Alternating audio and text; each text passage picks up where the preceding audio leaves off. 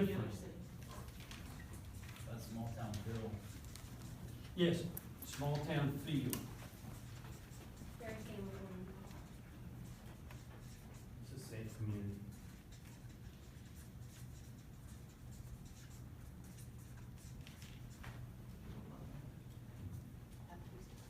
Country setting. Country setting. Country setting.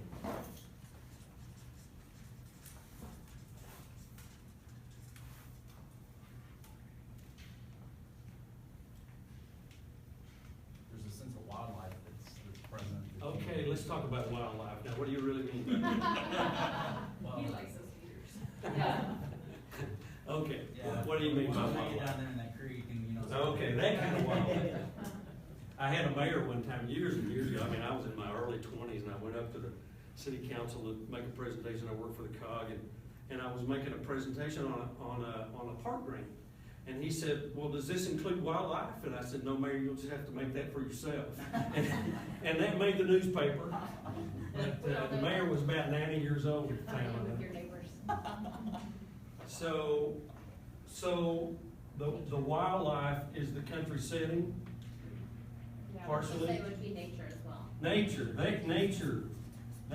I like that word better than wildlife. Let's leave wildlife out of it. Yeah. But that's what makes it true. What else? City government. Well, no, I mean, you're pretty much an ETJ anywhere near us, so I think, and it brings out a lot from the public. Say it again. City government. City government. Not like, oh, we have this fantastic, you know, I'm not saying like that, I'm saying it brings the citizens to be involved, it brings. Give them structure. Yeah, and it gives them, something to, you know, in a nearby neighborhood, who would you go to for your ETJ to say, hey, we want this changed in our city, that's what I mean. Yeah, that could go to community involvement, probably. Yeah, community involvement, You really city feel like government, you're part of community. something here. Yeah, exactly. Now they're getting that.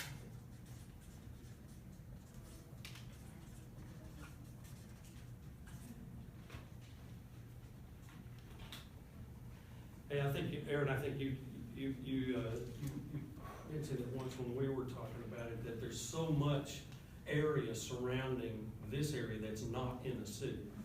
And so where do they go for representation and involvement and community? They don't. It was one thing I loved about Fushear. Yeah, it's a good point. And that's different in this part of the Houston area than in the part of the Houston area I live in. League City, Friendswood, Pearland, Webster, Seabrook, Nassau Bay, they're all cities in and of themselves. But you're in a city in the middle of a large unincorporated area.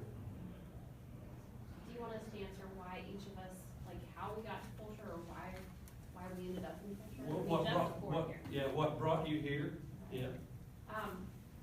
We were wanting to move further away from the congestion of Katy, and it was closer to my husband's home place where he grew up, and he grew up in the country, so it was a nice blend of city and country.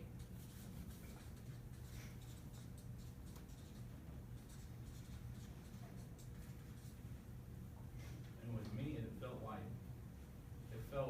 like the one and only places in the Houston area that made me feel like I was back at home.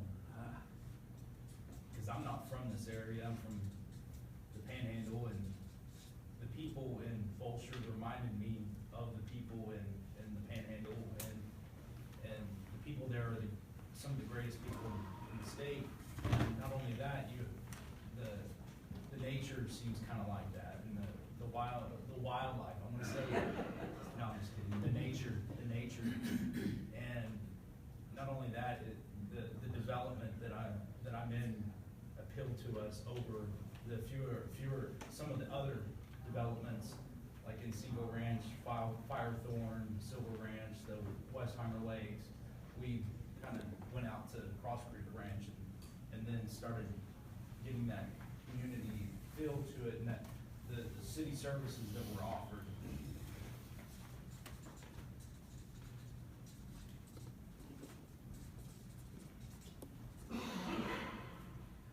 Mayor?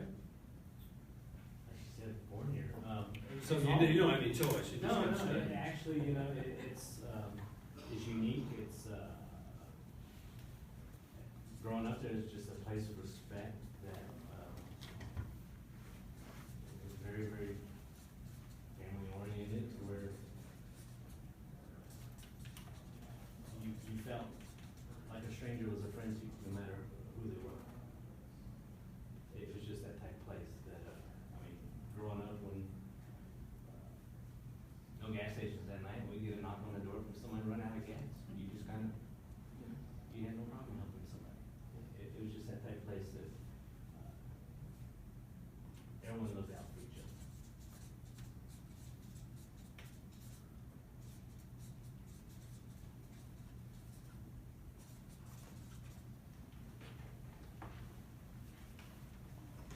Kids, we lived in West Houston, when we got married and decided to have kids, we wanted to bring them up in the country, so country setting was important and a bit of space around us, so we wanted to get out of, not downtown Houston, but West Houston, it's fairly urban, more into a rural environment, and I was brought up in a rural environment anyway, so, and so was my wife, so it kind of suited our backgrounds. Okay. And space around.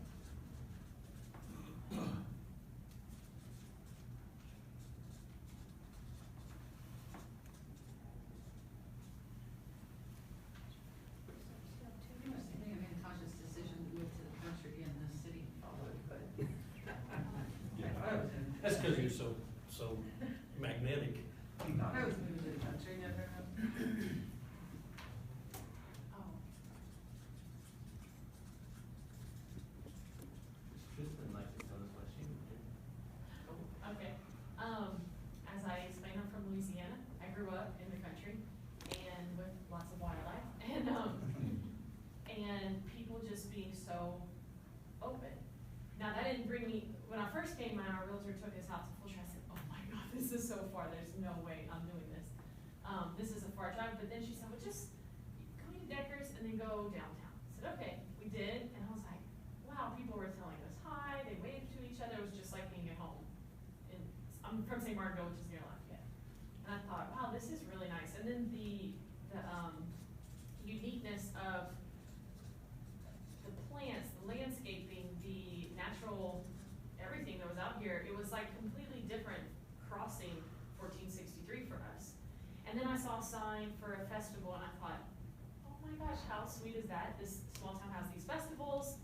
I looked into Fushear, I did some, discovery, found out about the city government, and I just thought, wow, that really leaves a lot of room to get involved. I was always involved with community and volunteering, and I thought, wow, I've been in Texas for a while, but this is the first time I've really seen that someone can get so involved. And then I was so happy we moved here, and to give an example of the community, I met Mrs. Ridge as one of the first people I met ever in Fushear and explained that I would love to learn how to garden. My grandfather was a farmer. And I was like, I don't want to have a black thumb, I'd love to. She came to my house and taught me and my children how to garden organically, completely organic. And it's still a family favorite. And to go find that, we would have never found that anywhere else. So. Yeah. I still tell people about that. It's really So we all came for very similar reasons, didn't we? We wanted, and so here's what I want you to do. I want you to think about what you just said and write down 2 key principles, key guiding principles on what you would want this community to continue to look like. What are your guiding principles? Write down 2 key guiding principles each. Then I want to hear those.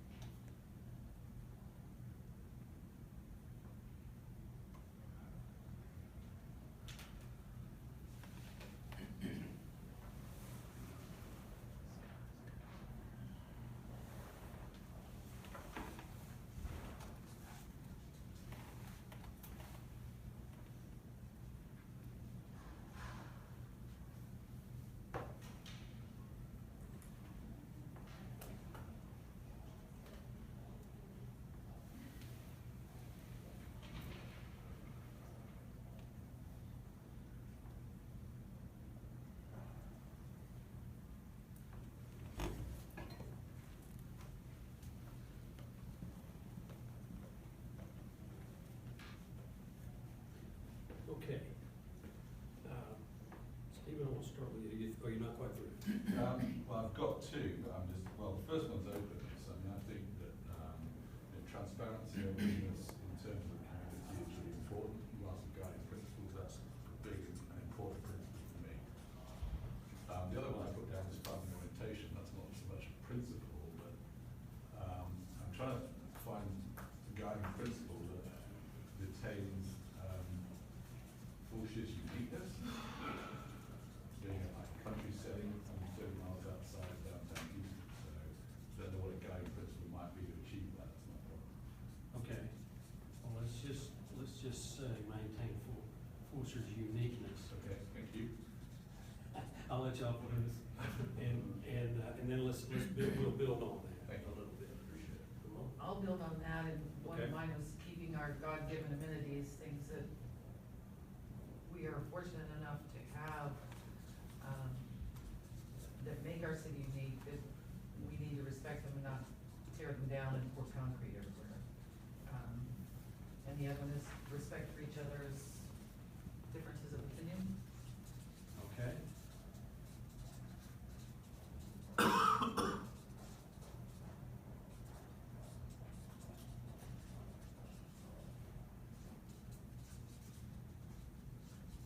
All right.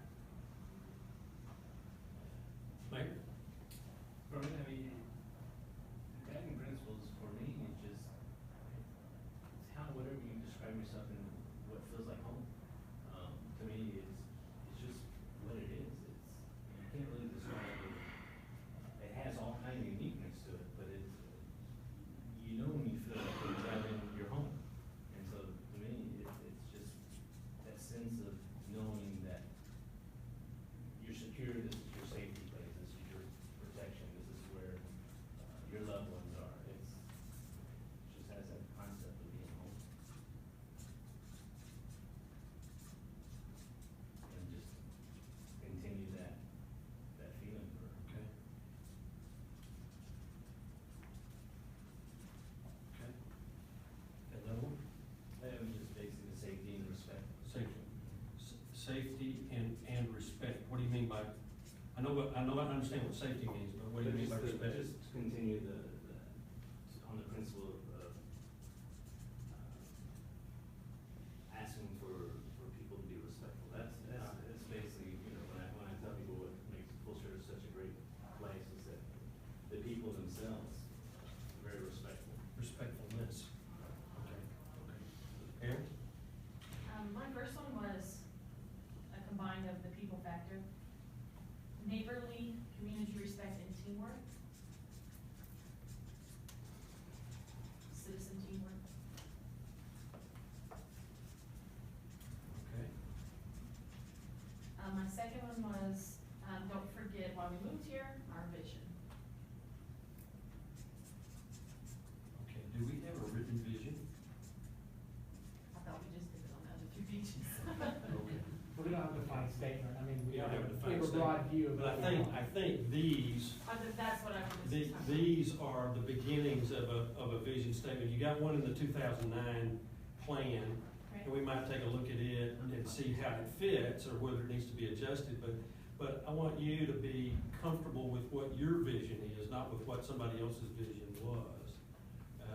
It's yours that counts right now. So we're gonna, we want, I don't think we'll get to that tonight, but we may get to that later if you don't get mad at me and send me home. Okay, Tricia. Okay, I put, I kind of, same with Steve and I struggled, so I put friendly or hospitable, and then maintaining our family orientation in the community. Family or community oriented. Spell hospitable. Maintain our what? Like our family/community orientation.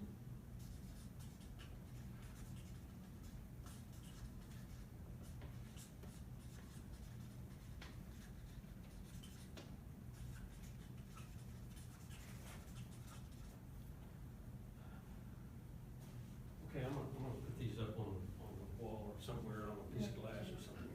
Oh, I'm sorry, James. Thanks. our community strives to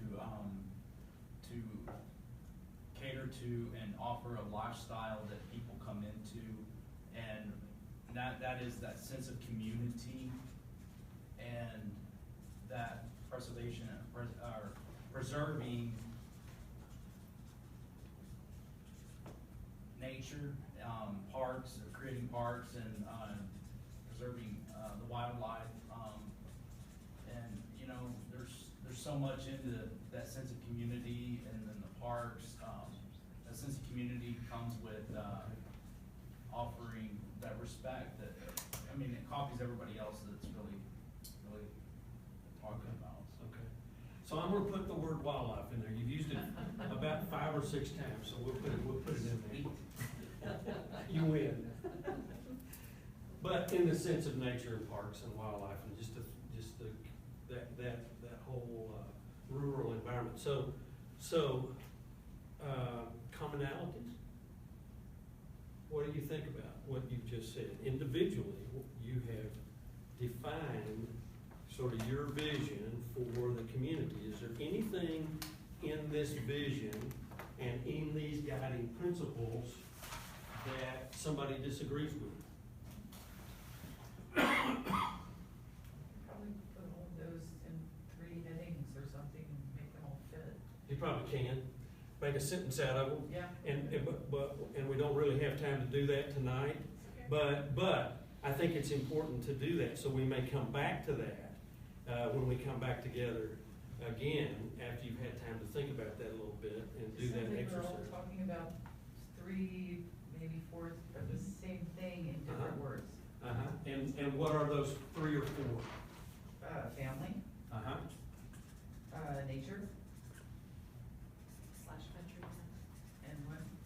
Country. Yeah, Nature, nature, country, and the field. feeling of the community. Yeah, that's all. And I think you might be able to simplify that last one into the word inclusion. Yeah. This Yeah, in the. I think that sums up everything Lifestyle. that we said.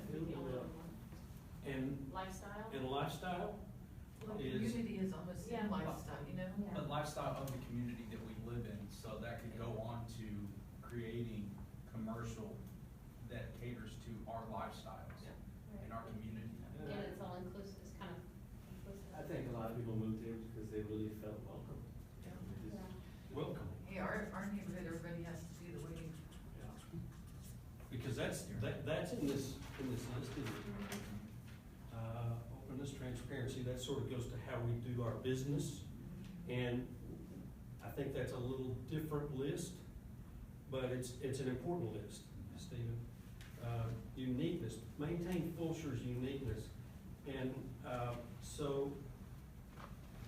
and our God-given amenities is perhaps, Goes with the uniqueness. and the nature, and the area that we have. Respect for others' differences of opinion, that, these two sort of go together, that's sort of the governance model. So let's just put governance here and governance here. And so these are about how, these are about process, these other things are about what? These are about Fushear. It's how we get there that's sometimes a little difficult, isn't it?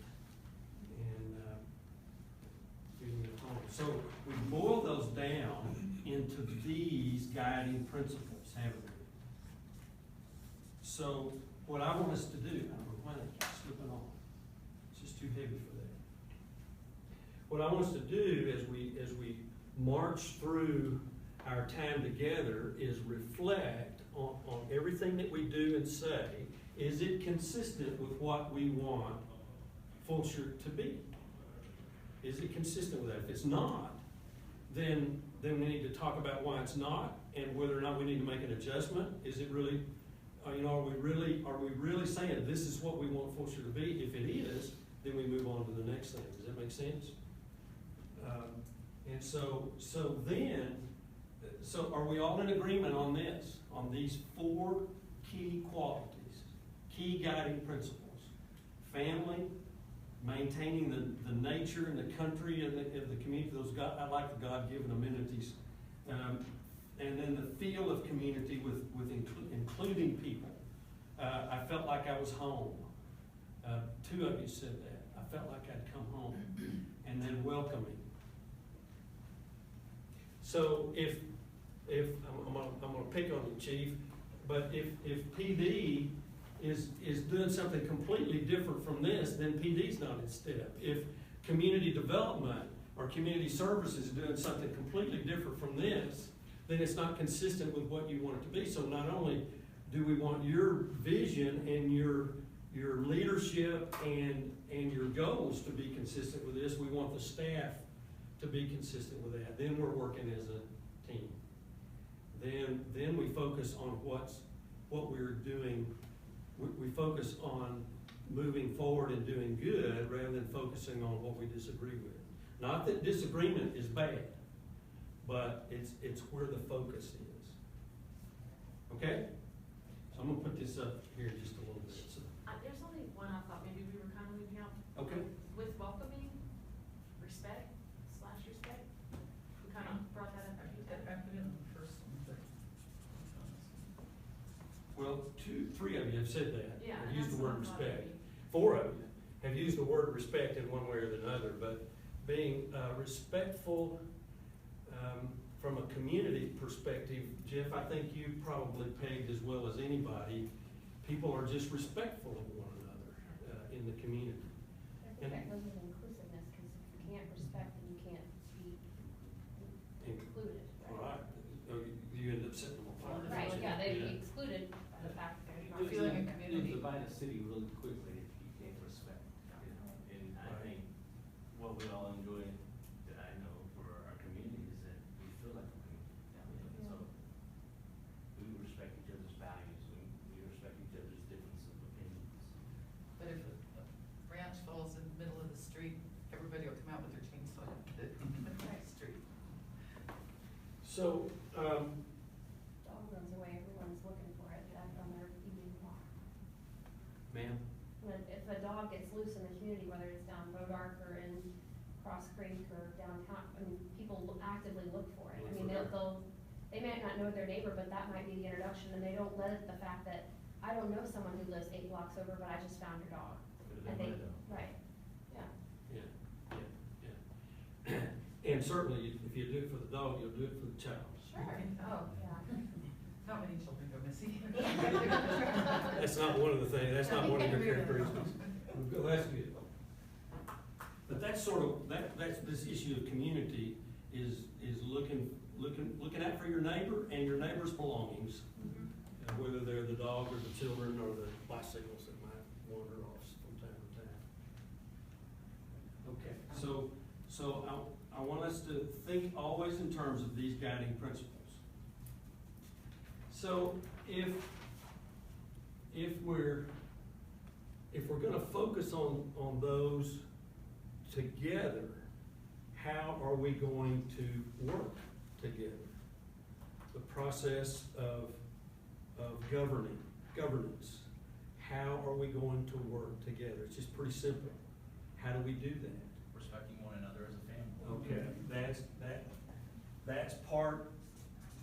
There are to me there are three components of governance: leadership, communication, and defining expectations. If everybody knows what your leadership model is, and if you abide by that leadership model, then you display that. If you communicate that leadership, your leadership aspirations, and you communicate in a way that is positive, then everybody's gonna know what your model is and how you function. And if everyone knows each other's and the expectations between staff and council, what your specific roles and expectations are, and we're in agreement on that, then who loses? Nobody. Nobody loses, and everybody moves forward. And everyone can know what to expect from the process. Right, everybody knows, and some people are very process oriented. Some people are idea people. Have you ever taken the DISC Yeah, yeah. And, so, in the disc, what are you? I'm process oriented. You're process oriented. You're a, C or a D? Yeah. Yeah. D are dominant. I are very innovative. They're thinkers. They think outside the box. They have a bunch of ideas. They hardly ever produce anything, but they have a lot of ideas. And they like to talk about it. So guess what I am? I'm an I. And my I has come out more and more, CJ and Michael, since I quit being a city manager. And the city manager side of me kept my C high. I gotta be process oriented, I gotta know how this is working, we gotta make decisions. This way I can just talk, you know? And it's a lot better. It's a lot more fun. But those are the I's and the C's. And then there are the S's. And those are the people that stay pretty quiet and sometimes get their feelings hurt because they're not being included. They're being left out, and they're left out because they're quiet. But so what I find from councils a lot is that a lot of times the majority of councils are the C and D types. I don't know what you all are, but a lot of times they're the C and the D types. They've done their homework, they make up their mind, they're ready to make a decision. They may even make the motion and then get angry when somebody says, well, I'm not ready to decide yet. Well, why not? I've made my decision. and I've seen councils that are predominant. Why are they? Because most of the councils, most of you come, a lot of you will come as your own business owner. You make decisions in your own business, and nobody else makes a decision. You don't have to call on anybody to make a decision. And Mayor, you've got a small business. I mean, not a small business, a family business. And you guys get together, you make a decision in about 2 minutes, and off you go. An attorney makes a decision pretty quick. You are in more of a corporate environment, so you make decisions with regard to your spacing and to the area that you're responsible for, but you still have to go provide that information to somebody else. And now you've changed positions completely. You've gone from being a caretaker and a corporate person out of being an EMS and an EMT to teaching school. So you're totally out of control. And they're teenagers. Yeah. Oh no, that's even worse. Junior high, you just try to. Is that where they are? They're in the junior high area. Yeah. Well, bless your heart. Herding cats. The lost years, for some. And you've come out of the art world, and I don't know how that worked in the company that you worked for those years, but I suspect you were pretty independent in that regard. And I've forgotten what you do for a living. Corporate, well, CPA. You're a CPA. Mostly in the corporate. In the corporate world. So you come out of that corporate. The corporate world people tend to work in this kind of an environment a little easier than the independent people. But guess what? You all are all together. And how many votes do each of you have? One. Yeah. and so it's about influence, isn't it? It's about communication. It's about leadership to get that position, to get your position to the point where people can discuss it, talk about it, and deliberate about it. And you have the hardest job of all because you've got to manage all that. You've got to manage it. And the respect that you're talking about, you respect the position and his ability to manage that is part of that relationship and team building that you have to do. So, where do I pick up on May I ask really quick, what was the third of the components? expectations? That's the hard one. That's the hard one, but that's the critical one, isn't it? Yeah. That's the critical one. Try not to overpromise and underdeliver. It's better to underpromise and overdeliver. Okay. Let me kind of get to that. Here's that definition of governance. Can you see? James, Well, that's all right. I don't want you to Alright. pay attention. Alright. Trust me. Can you see it, Okay, man? perfect. Thank you. Can you see it, Mike? Oh, yes. You just We're all- gave yeah, we went all the way us through. the ending. saw some cattle herded. Boy, you did, that went a long way, didn't it? Oh, here we are. Is wildlife in there? Wildlife. There's some wildlife, yeah. So, this issue of governance, you all have a process. Is it the best process that you could possibly have? That's a question. Rhetorical? No. Nobody has the best process they can possibly have, so you continue to work on that. But every organization, regardless of its size, has a process. So you've got a process in the corporate world, you've got a process in that small organization, and everybody has one. You learn what that process is.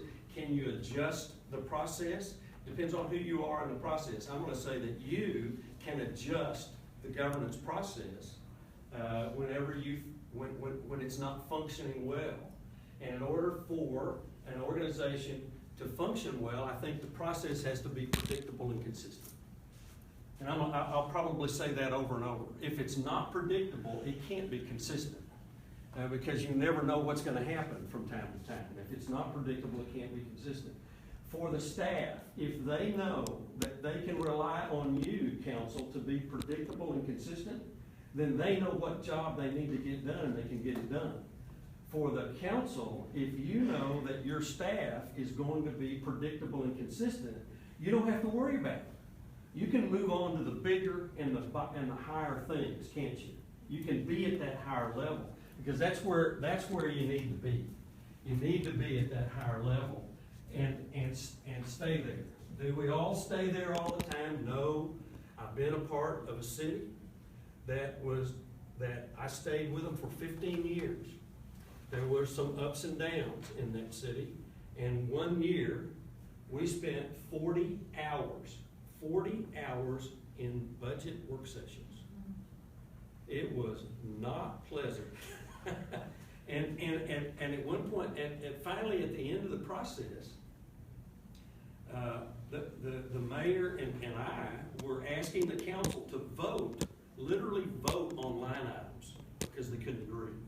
They were a 3-3 vote with the fourth member. They had 7 members, including the mayor, all 7 of them vote, 3-3 vote. Didn't matter what the subject was, these 3 were going to vote one way, these 3 were going to vote the opposite way. And we had a 7th member who made every decision for 2 years. Every single decision for 2 years. He said to me, "This is hard work." Can you imagine a council that's way? We were that way for 2 years. And then it started to change. They started to get a realization of what they were doing and what effect it had on the community. And they began to function in a way that was more consistent and predictable. Did they disagree? Yes, they did. Did people change? Yes, they did. Did faces change? Yes, it did. But they became more predictable and consistent, and the machine, if you will, began to run more smoothly. So predictability and consistency is important in this process. There's that wildlife, James. I've used this for years, and I didn't originate it. It came from Mike Condiff, for those of you who know Mike. The cartoon on the left, the character that's sitting in the chair saying, "Come on, folks, can you get it together?" You've got one pulling one way, one pulling the other way, strangling that poor horse, and the third guy second guessing everything everybody else is doing, and not contributing anything except criticism. So what? Except to the horse. He's contributing, at least he's not pulling on the horse, he's not doing anything, is he? So he's just there. He's a non-entity. He's been disenfranchised by the others, quite frankly, because he was ineffective at whatever he was doing. So the idea is to build a corral. And that corral consists of the governance model. It consists of your vision. It consists of your strategies. And sometimes the corral wears out. The old horse, the staff, they'll bang on that thing. They'll rub on it a little bit. They'll push it a little bit. and it needs to be repaired, it needs to be mended. But it constantly needs to be looked at. But you're looking at the fence, you're looking at the corral, and not the internal, not the horse, not the internal. You got a little feed there. You got the two old cowboys with their feet up on the fence saying this is pretty good, you know. And so building that corral and maintaining that corral is what good governance is all about, in my opinion. So here they are, Aaron. It's about leadership, communication, and expectations. And then fourthly, proactive visioning and planning. And that's where we're headed after we get the base set. After we get the base set. So it's about leadership by the council and the staff. It's about leadership by this team that's sitting around this table. And each of you have your role. I have a friend named Mike McAllister, and Mike was actually the preacher at our church for a while, and he did a series, he did a sermon or a talk one Sunday morning on the biblical character Nehemiah in the Old Testament. And Nehemiah was a very trusted advisor to the king, although he was in captivity and in slavery. And he said to the king, I want to go back and rebuild my town, my city of Jerusalem. And he became the city manager of Jerusalem, in my opinion. But and God was a one-member city council. But if you it's an interesting story to read because of all the trials and things that he went through, but and all the people who were negative against him rebuilding that, and how he moved through that. So it's a great lesson in leadership. And Mike, unbeknownst to him, was giving me a great lesson in leadership at the time. Great leaders have clarity of purpose, and they're an influence for good work.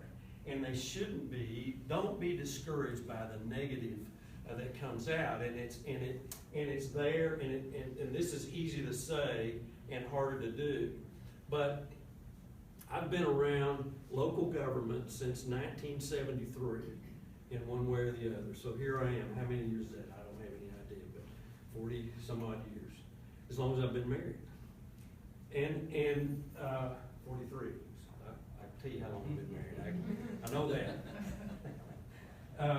And I've always felt like that city councils and city government was the best of all worlds. Can be the hardest of all worlds, but it's the best of all worlds because you guys make the difference. Every single day you make that decision. You make sure that water flows, that trash is picked up, and people are happy. They have libraries. And sometimes they're not as happy as you think they ought to be, but this is the place to be.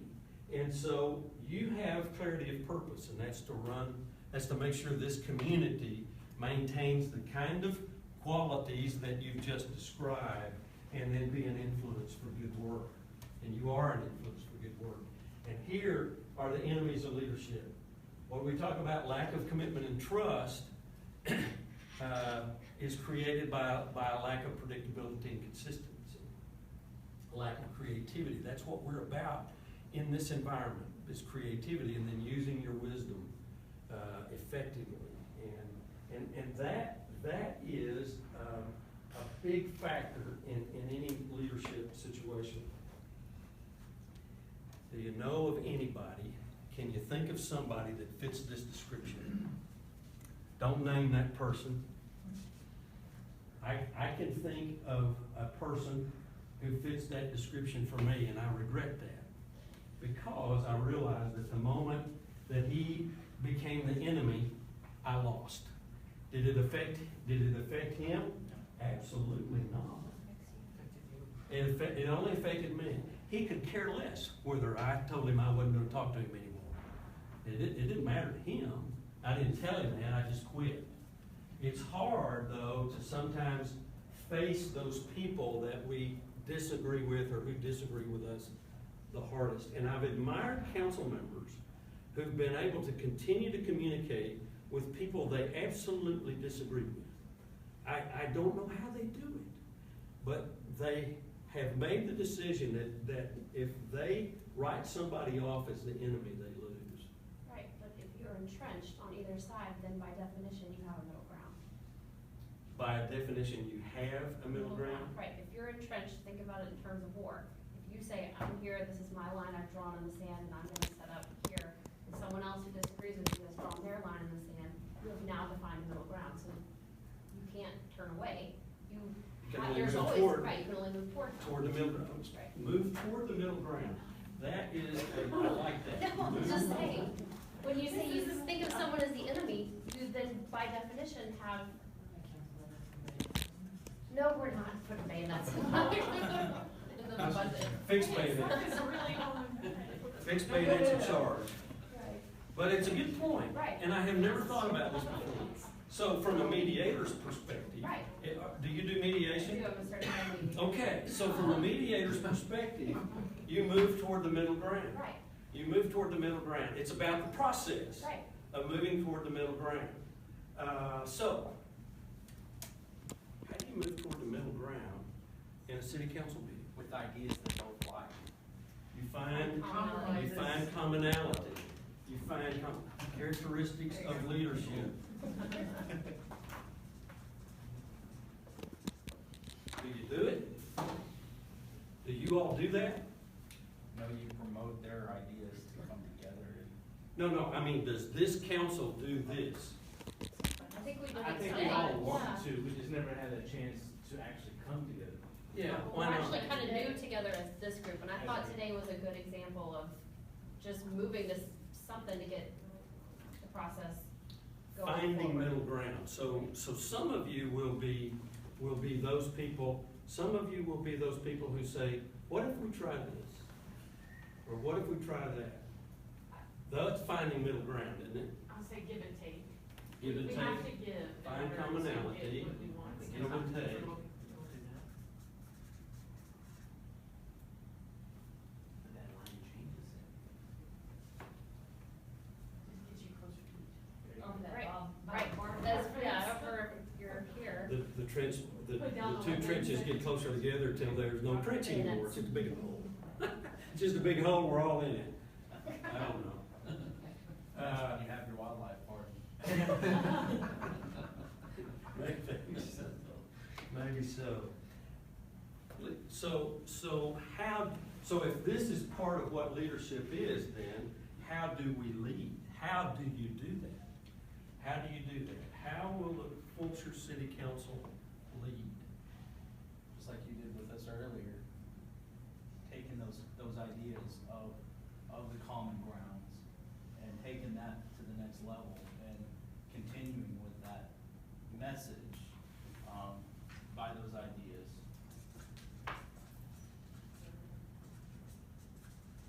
Continue with the message. Give and take, find commonality. Don't finish that sentence. Have a common vision Have the common vision and mission. and mission.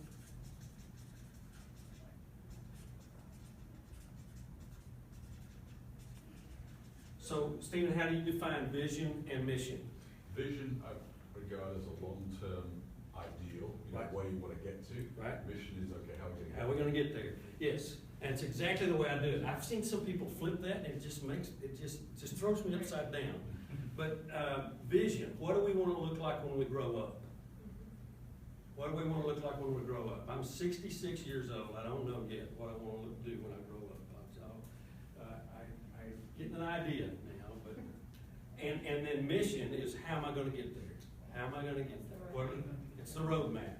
It's how do I go about it? It's things like good stewardship, it's, being responsive, being, moving in that positive way. Aaron, you had, I was gonna add that I think good leaders, when I think of good leaders, show respect for each other, okay, that we don't dog each other in public, we have each other's back regardless of our disagreements.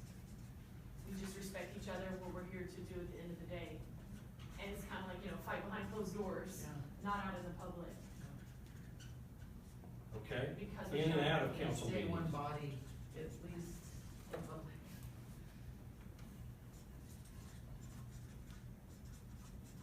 That's easier said than done. I had a mayor that was really great at that.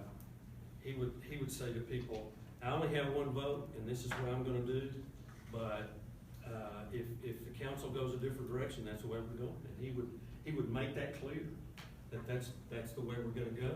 And it's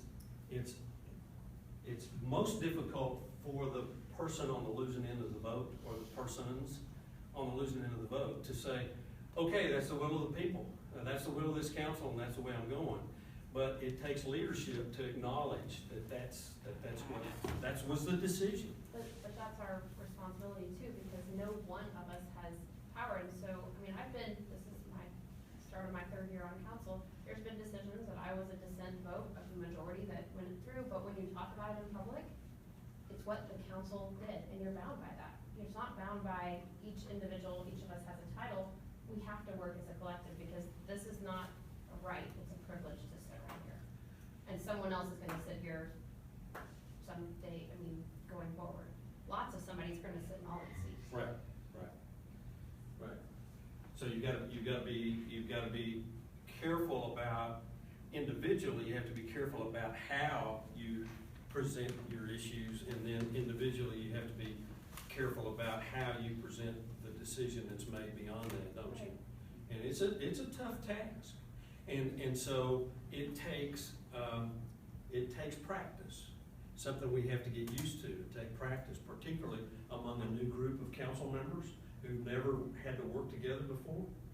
And that come in sometimes maybe with preconceived notions about what one's attitude or opinion is about something. It's now what your collective opinion is, not what someone else's opinion is. Setting examples and setting a foundation, just going off of this mindset.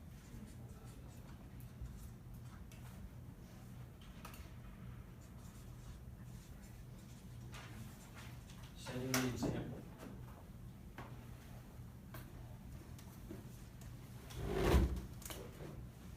What else?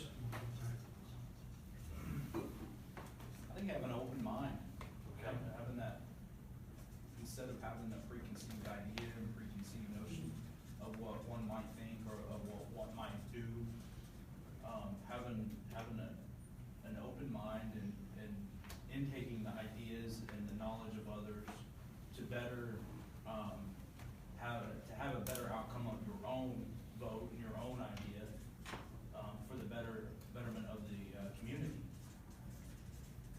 So I'm paraphrasing. You said have an open mind, and I'm saying listen, and you said taking in what others say. Right. Is that the same as listening? Right. Okay. I don't wanna overstate it. I don't wanna assume what you've been. Sometimes it's hard to listen when I made up my own mind.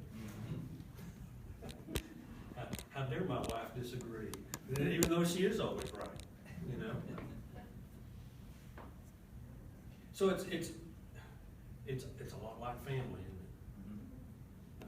You may only gather up, how many times a month do you meet? Once a month right now. You may only gather up once, twice a month. And unfortunately, you're being required to sit behind a dais and look like you know what you're doing, and make important decisions with a group of people out there. So how, and that goes to communication, so I don't want to jump too quick, but other factors in leadership, and this is sort of communication here, listening is communicating. You have to be willing to make the tough decision. Okay. And stand by it. You know, Okay. it's not easy to, sometimes when you make a decision, it's not gonna be the most popular one with everybody, and even, it might be your spouse when you get home, but it's one of those things that, you have to, make that tough decision. And, Okay. like I said, we're not professionals, we don't know that it might be the right decision, but you have to make decisions sometimes to move forward. Right, and part of what you have to do, because you're not a professional, is rely on your staff, all of your staff, chief and everybody else, to help you provide. Chief slipped out, so we'll talk about him then. Help you all make those decisions as you move through this process. But once you make it, It's tough, yes, I think there's another key element, and that's trust. okay. How do you build trust? Think, Go ahead. think down the way is to get to know each other and work together over time. It's an evolution. It's not growth. I mean, it's growth, it's not. That's difficult meeting once a month, just in general, especially within the council. You don't really I feel gain like I that. see it a lot more. Lately, yeah. That's just a But all little together. meeting, I mean, with the events of the city. Some of the trust comes from consistency as well, it's consistent behavior. You basically judging each other's actions on how you make that decision of, your consistency. Yeah, consistent actions. Because we're all kind of building a personality of our own. You are. In fact, that's on one of my slides. You jumped ahead. Did you look? No. Yeah, when you. Oh, when He looked through, he Said red. was There you reading go. speed reading. There you go. But it does come by consistent actions. If I disagree consistently with somebody, but I know they have the right heart, and they're consistent in the way that they move through the process, then you can build that trust. You can build that relationship. I like that observation. And We have a specific example, and it's between me and Miss Tristan. We both had an idea about fireworks, and we didn't think they should be off in the city. But, like, I knew consistently she was gonna stand beside that, and ultimately we kind of wordsmithed and worked something out that accomplished the end goal and, you know, kind of tinkered with it. And I trusted that, you know, or at least I felt like she had trust that I wasn't going to blow apart, no pun intended. What she was her ultimate goal to achieve for the city, and that was important to her when she first came on council. And building those relationships, you know, you've got to be mindful and aware of the Open Meetings Act. Right. We do that, for the record, whatever we do is within the confines of the Open Meetings Act. But building those relationships really has to be done corporately, doesn't it? Yeah, we did this all on the dais. There you I mean, go. I didn't want people Yeah. being stopped and Yeah. arrested for fireworks, Yeah. but, you know, she understood that I had constituents that said that they were just so tired of it, with also the PD saying, it's really difficult for us. So we don't have anything enforceable. So we did come to an understanding. Good, good. And I think it was successful, because this is the first test, really, of it. Well, you could see a clear line. We were coming back from Chili's that night, and Westheimer Parks was just up in flames, and then Fushear, it was just dry as could be. There was nothing going on. So what other thoughts do you have about leadership? How are you going to lead? It's a good list. We need detailed information to be communicated to us.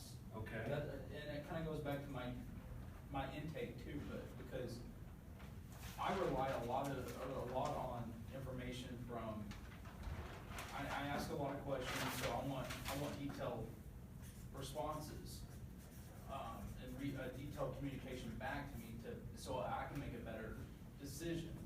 And I know it's a communication effort, and I'm an ideas person, but I like to have those details, so that way, From whom?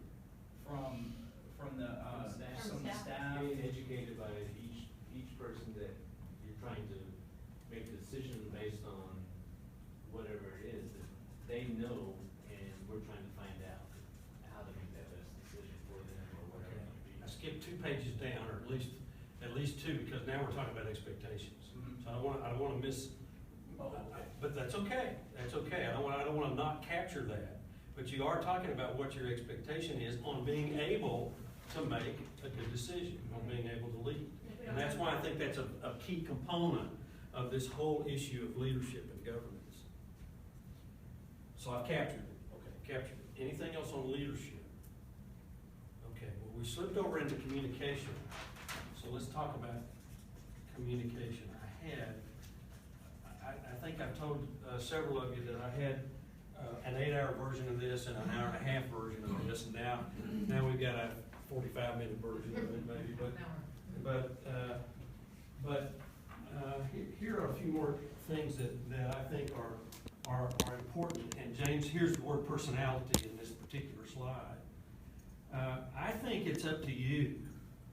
It's up to you, not somebody else, not the staff, not the citizens, but it's up to you to encourage this atmosphere of leadership, this atmosphere of understanding and respect and trust. And you've talked about trust and respect a lot here to this afternoon, this evening. And you talked about, James, you sort of hit on understanding just then when you said, I need to understand I need to have the details, I need to understand what's going on. And each of you bring your own personality to the table. And each of you, but all of you collectively form a personality.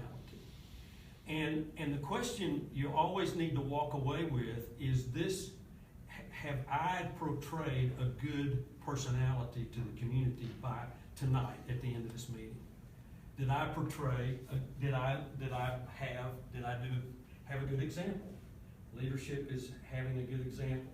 So if I can walk out and say this council portrayed the leadership qualities and personality that I wanted to, then I can be happy.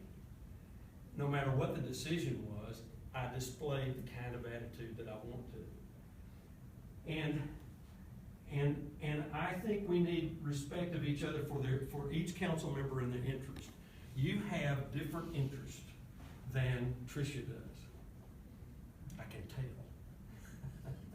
Just in the short conversations that I've had with each other, you have different interests, and you come at a situation completely different, don't you?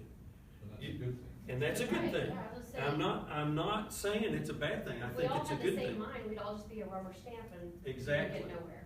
The rub, the hard part is communicating those differences, isn't it? Or even our feelings sometimes. Not only our feelings, but our thoughts, our points. It's harder to communicate those points for some of you than it is for others. This side of the table is a little bit quieter than this side of the table tonight. Is that natural? Yeah. Is that usually the way it is? Yeah. So here's what I want to happen. When we meet again, I don't want you all to sit together. When we meet again, I want you all to mix it up. We put Grady over there. He's usually He's right usually here. over Oh, okay, there. you changed. Well, it was Dee did it. She made that happen. One of the things we're talking about communication, and yes, we have to communicate our ideas and our feelings and opinions, but we're also tasked with communicating that who we represent. Yes. You know, Which is not always it's not always our viewpoint, but you have to understand that if you hear from on one topic from 37 different people, those 37 people are not going to say the exact same thing. They might say similar things, but you might have 3 that are just like, I do not agree with the other 34. They are on left, out in left field, and this is what needs to happen. So you have to, and each of us talk to different people. You all And have we your circle of stand for influence. and we all stand for 8,000. Right. And most people don't talk until they're angry. We all Yeah. stand. Yeah. That's another leadership quality. We all stand for 8,000. That's how many people are in the city. Wow. So I was gonna ask you, how many people do those 34 represent in the community? 34. Right. 34 loud ones. But there are 8,000 out there, so you're tasked with making the best decision for the entire community, regardless sometimes, making the tough decisions and standing by them, regardless sometimes of how they feel. But you do have to communicate with them. Mm-hmm. You have to communicate with each of those citizens. You all have your circle of influence. And they're different circles of influence, even though you may live in the same neighborhood, in the same subdivision. They're different circles of influence. And so you end up you have to make meaningful conversations, so you can't necessarily make commitments on behalf of those citizens. But you may make a commitment to vote, but you can't make a commitment on what the policy's gonna be. Right. You may or may not be on the majority end of that. But it's about meaningful communication. It's about meaningful communication with the citizens, with each other, and with the staff. And, if you're gonna be predictable and consistent, you gotta have meaningful communication, it seems to me. And having meaningful communication, how do we communicate? Here's one way, you've already said it. So if we go to communication, we listen. How else do we communicate? Body language? What? Body Oh, language? you can communicate by body language, and, that, Expression. and facial expressions, and that, you know, I banned my wife from city council meetings. I said, you cannot go to any more city council meetings, because she was sitting out in the audience, facing that council, and things, it was not pleasant, you knew what she was thinking. So I just banned her from going. Are But- you actually asking us for the mediums through which we communicate? No, how should you best communicate? Effectively, How oh, okay, should I was you like, best you want communicate? email, text? Okay. Yeah, how should you best communicate? How will you communicate? What? Right. As a As a body? collective, yeah. Collectively.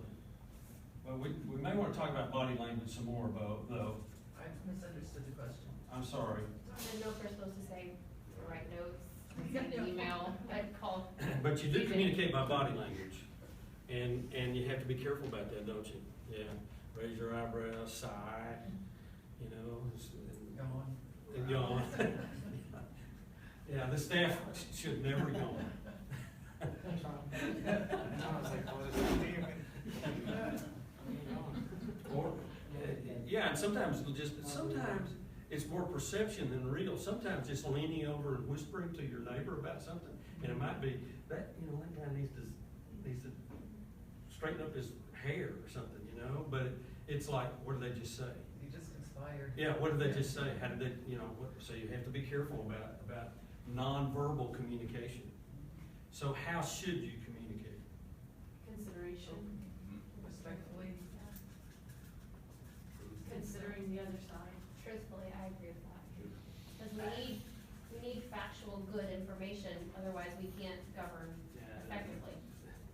I think what we've seen is just over time in the city that there's so many misstated facts that people run with that I think a better communication skill for us as a city is to be able to just put out the fact.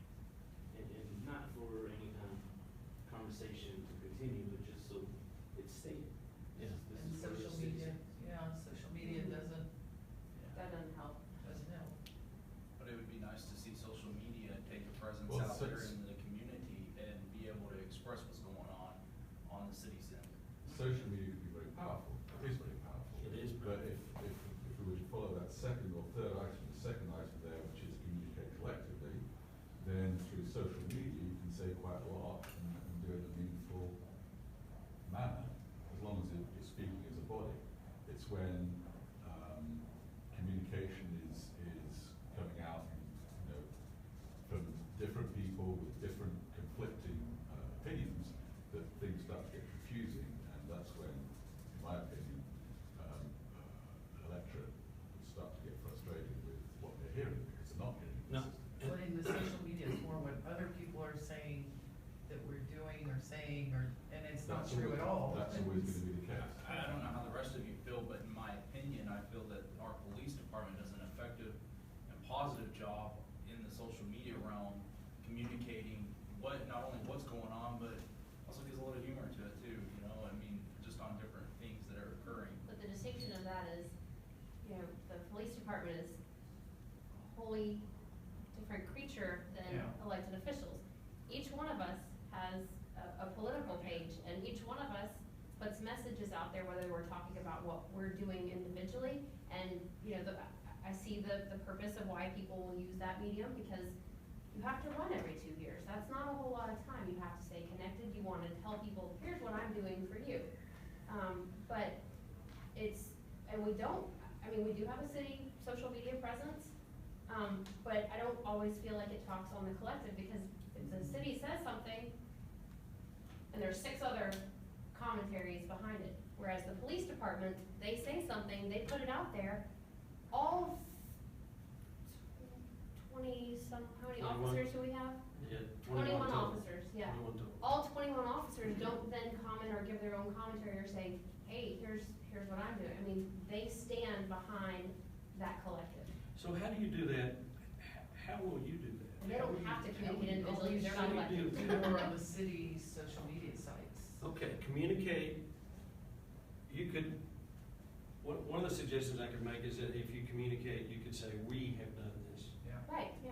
Here's what we are doing, here's what action we took. Well, that should be. So on the word can be Right. collectively we as opposed to I. Yeah, because I feel like sometimes in our community, our social media can be a little bit poisonous. Yeah, a little Give me a bit. little quiet. It can be poisonous, especially recently, I think it's, and it's, you know. It's it not, can't be you are good. not alone, okay? You are not alone. Every community has this same issue. It's how do you communicate back against by providing factual, truthful information. But how do you do that consistently?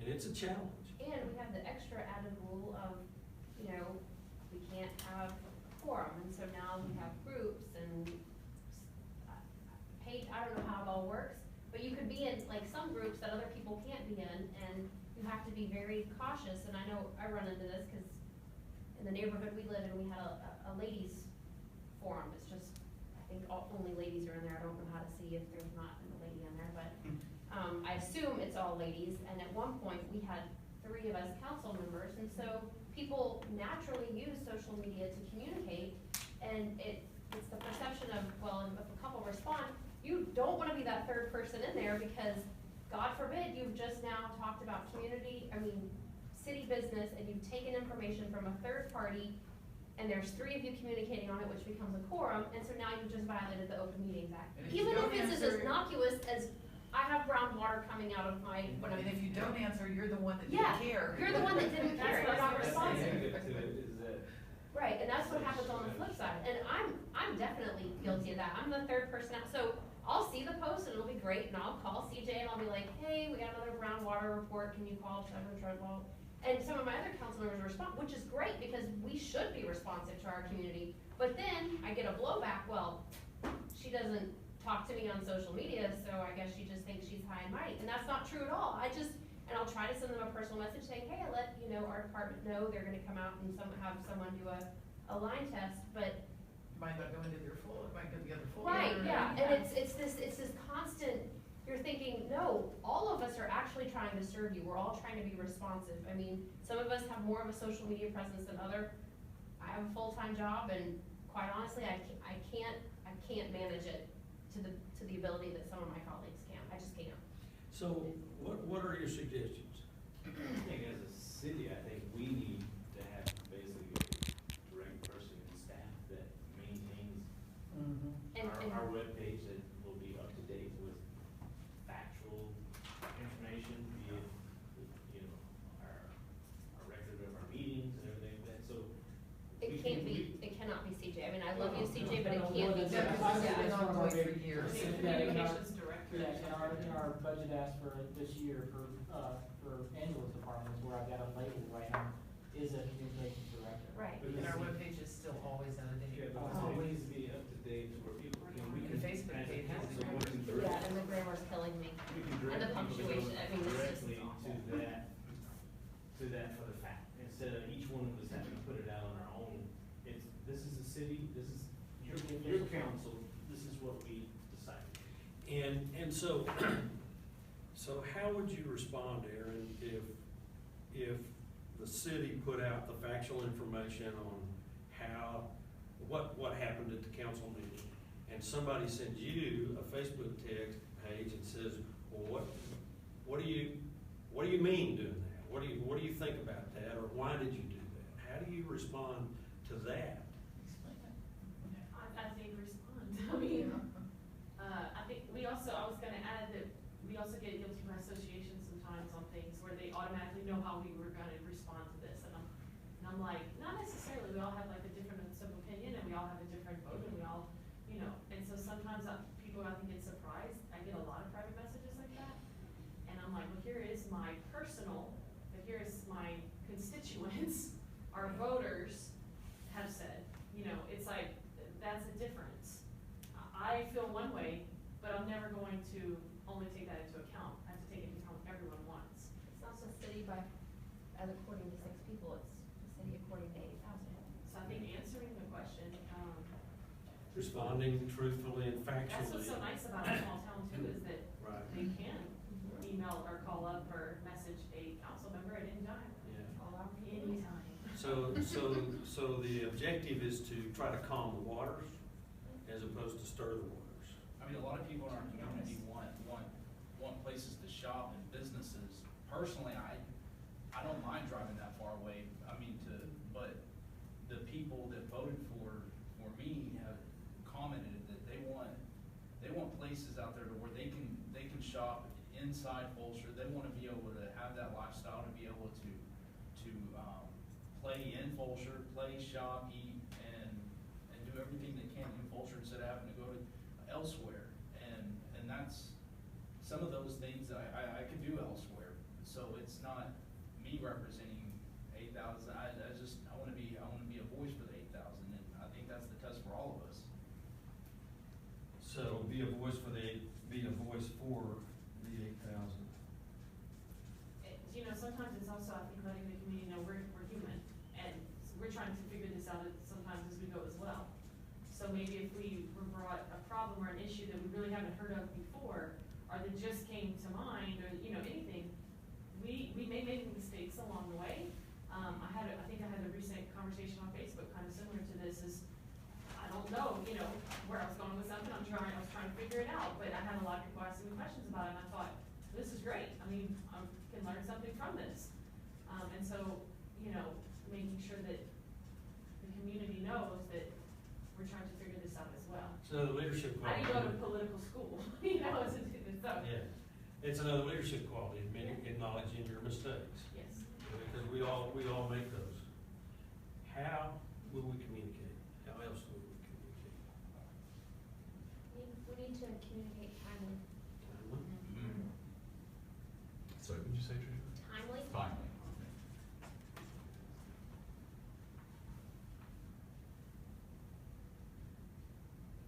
Just We say that. timely, responsive, we're just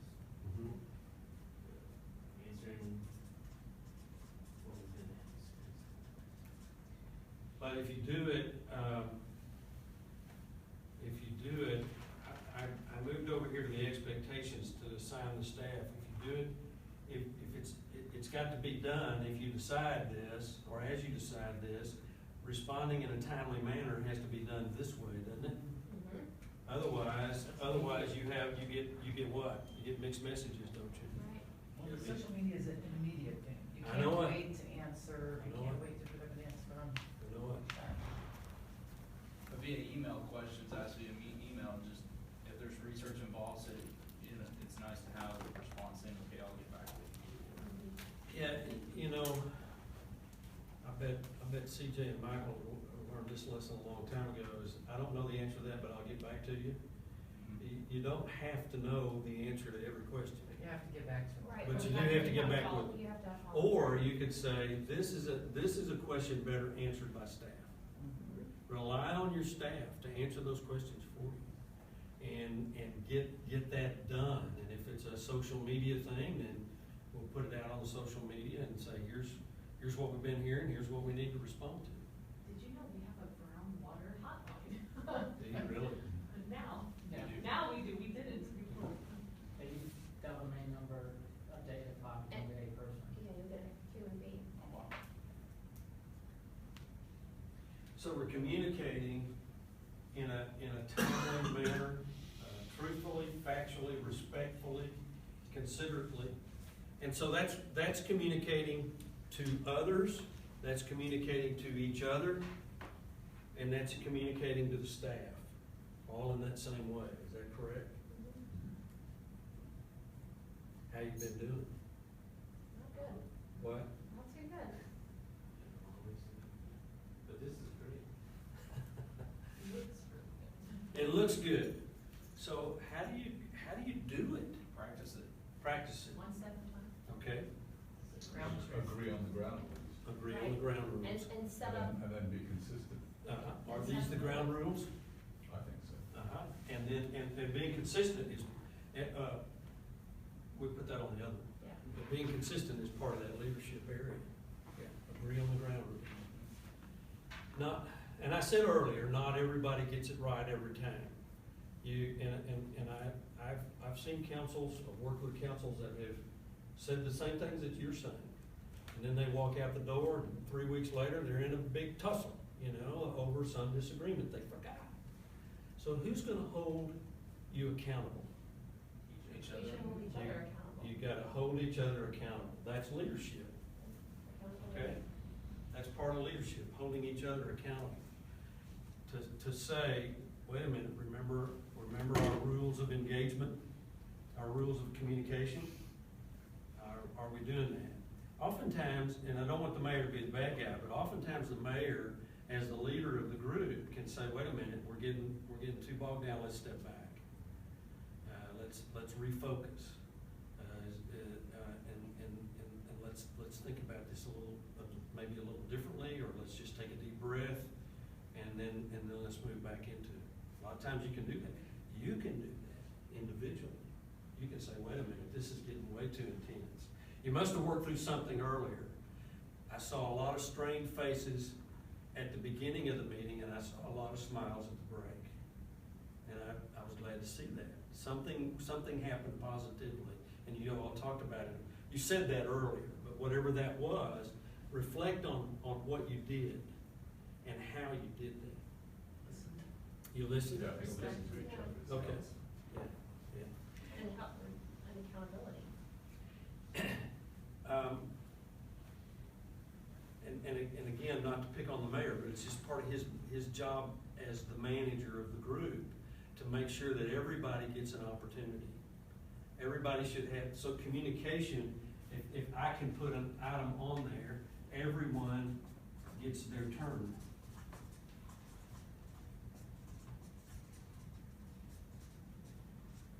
And it's hard sometimes when you get caught up in the issue, but the mayor oftentimes learns that he's got to step back, he or she, has got to step back just a little bit and watch what's going on and see who's being quiet.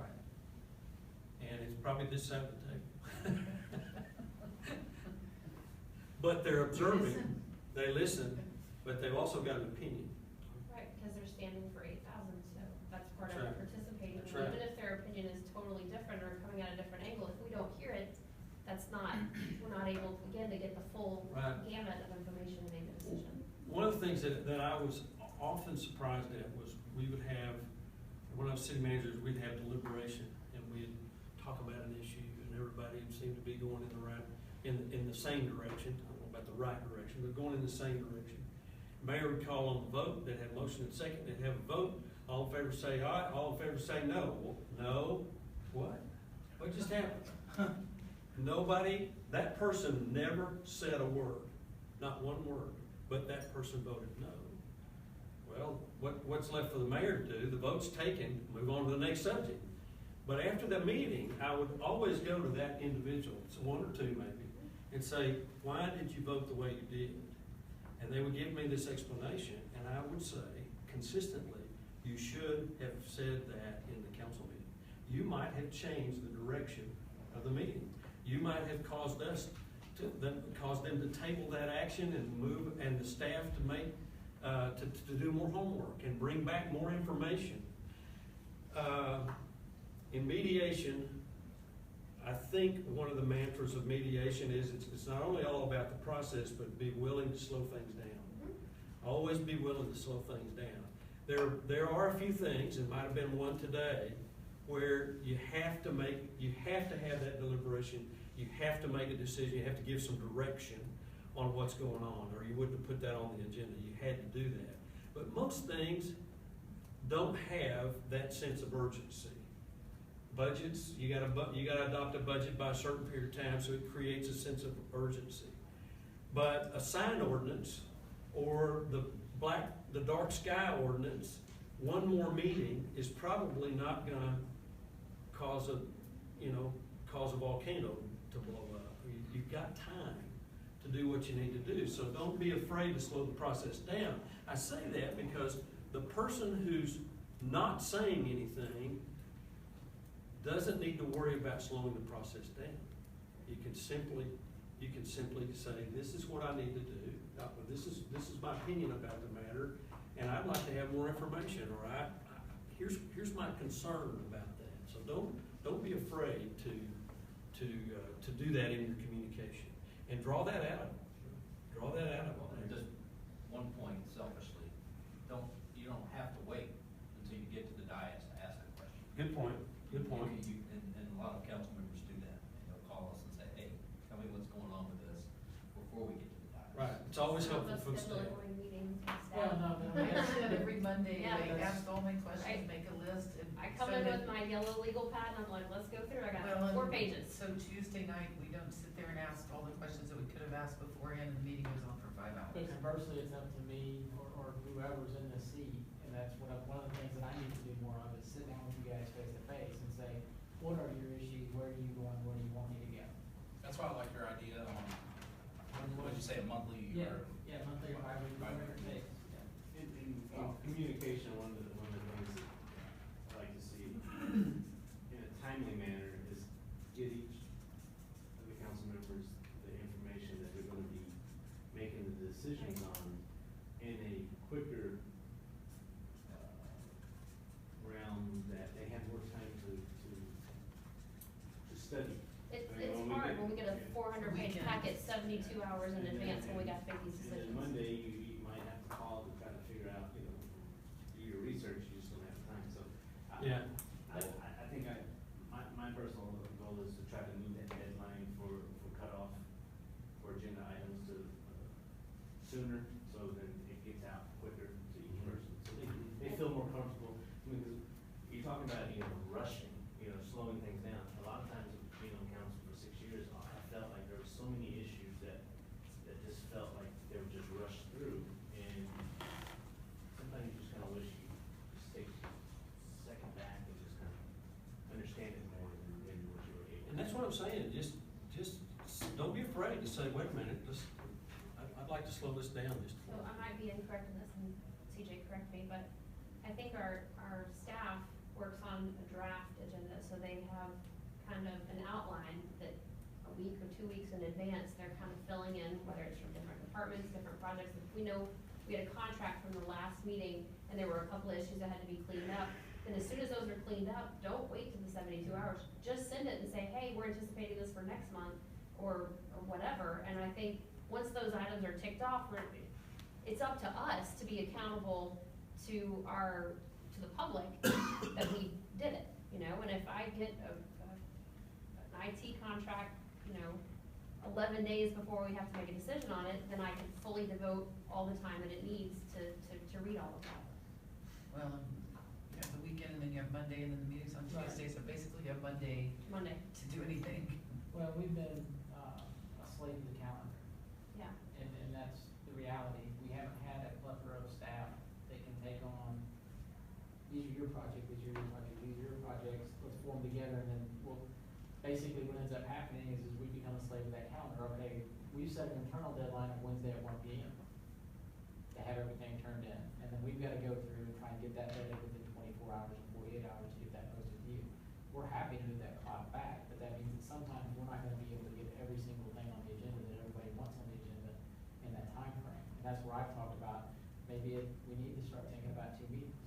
Well, or that, or if we have to deliberate and go through that, then do a workshop well in advance of the meeting. I mean, it doesn't, I understand that there's time constraints and people don't want a bunch of meetings that last forever, but we can't do a workshop and piggyback it on a meeting because there's no time for fruitful discussion. And if we do have fruitful discussion, who's gonna go make the changes before we start the meeting? It's just not Especially feasible. if the Stern Center and nobody has anything available, Right, and there's yeah. no internet. Right. Typically, what you're doing when you're actually, it's working like you say, is Mhm. you're having a workshop before the council meeting, and you're actually maybe talking about things that are gonna be on That's Right, and exactly that would be right. great if it was for the next agenda, That's instead of where- talking about stuff that we're about to make a decision on, I'm That's- thinking, this doesn't So work. one of the It's things also we're an working on- opportunity to gain information at that time, so you can make a better decision when it comes to the Right. actual city council meeting. And one of the things that we were missing adding to the last agenda, that we'll be adding to this next agenda is an item called future agenda items. Yeah, And so for new business. somebody will basically say, I'd like to see this, and then we'll have to have a second, and then that with no discussion on it, but that goes on and staff knows to get that moving forward. But then there'll be plenty of other things that you'll add. Oh, yeah. No more business. Well, that's plenty of Yeah, but, stuff on it. but if we bring up something like, hey, we tabled this 3 meetings ago, we need to bring it back, or we postponed it 3 meetings ago, we need to bring it back up. We have a long laundry list of things we have postponed, and there's never an opportunity to say, hey, new business for the next, unless we individually write in to CJ, again, we come up with we don't wanna violate the open meeting time. Right.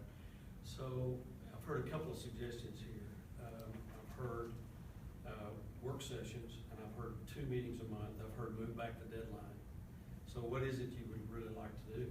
I want us to be able to educate ourselves on what we're talking about, and that's that workshop, then a meeting, but I think that tool for us to be able to utilize is that future agenda items too, to be able to help us be able to plan for that workshop.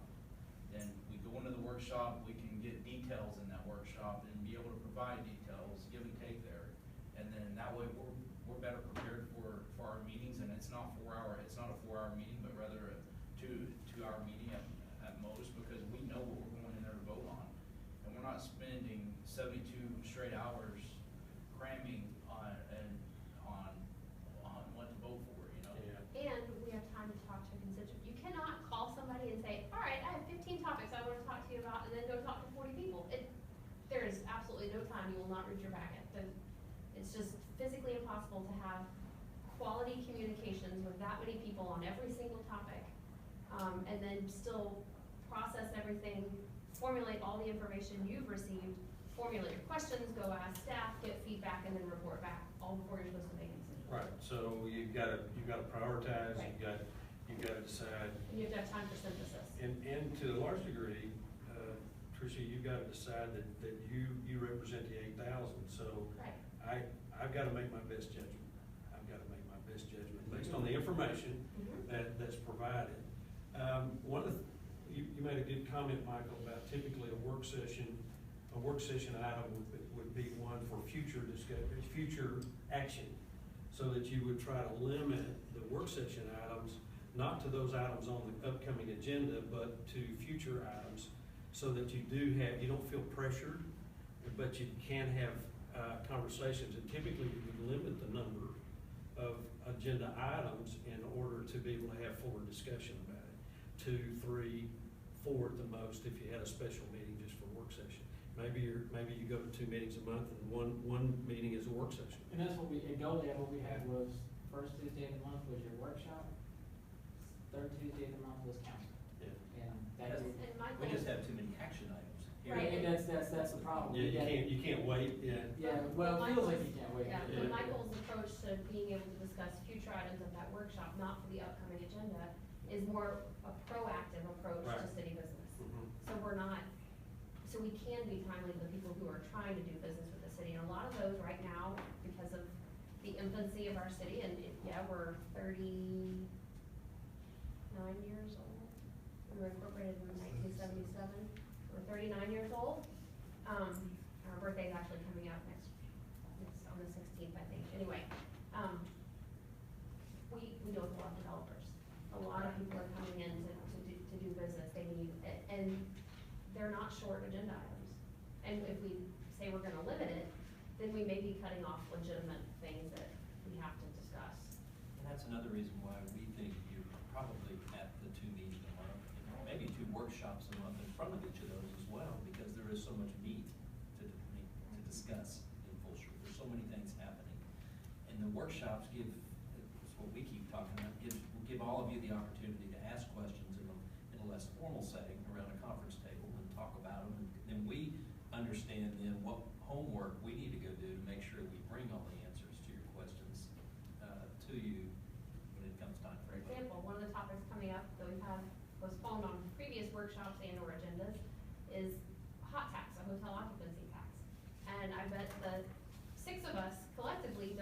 full understanding and knowledge of what all that's gonna be, and do we all have to run out and self-educate, which no one of us is going to do it the exact same way, but if we have a workshop, then we're at least getting good quality information going into the decision. Collectively. Right, At collectively. the same time, absolutely. So do you all agree that workshops are appropriate at this point in time? Mhm. Okay, and what do you prefer? Do you prefer one workshop a month, or you prefer two before, one before the meeting, but not for action items on that particular? Never say never, there may be. Yeah, there I mean, may you be gotta- that- There may be that item that, you know, But we your- have to get. But your preference? Yeah. Your Yeah. preference? I like the first third option. Preference would, yeah, be a couple weeks before that we Right. have time to consider and research and. Yeah, okay. Got that, Well, guys? and the good thing is they're talking about adopting procedures right now, so these are the kind of Right. items that would That you put into those procedures, okay. Still talking a little bit about, we've kind of moved from communication to expectations. And so you've talked a little bit about your expectations, detailed communication from staff. The work session thing kind of begins to address that. You expect the staff to be assigned to do the social media on your part. I added a couple of others here. Ask and get information in a timely manner that came from the mayor. Consider 2 meetings and work sessions, so we've done that. What other expectations do you have of the staff?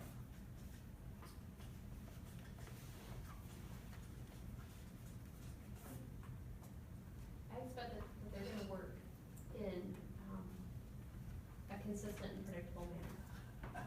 And one of the things that I teased CJ about, not really jokingly, but kind of, is when we got our council handbooks, both the first time I was elected and upon re-election, we have a tab that says organizational chart, and there's nothing behind that tab. Now, conceptually, we all know that city administrator runs the ship under our new home rule charter, and then we have department heads, and they have people that respond to them.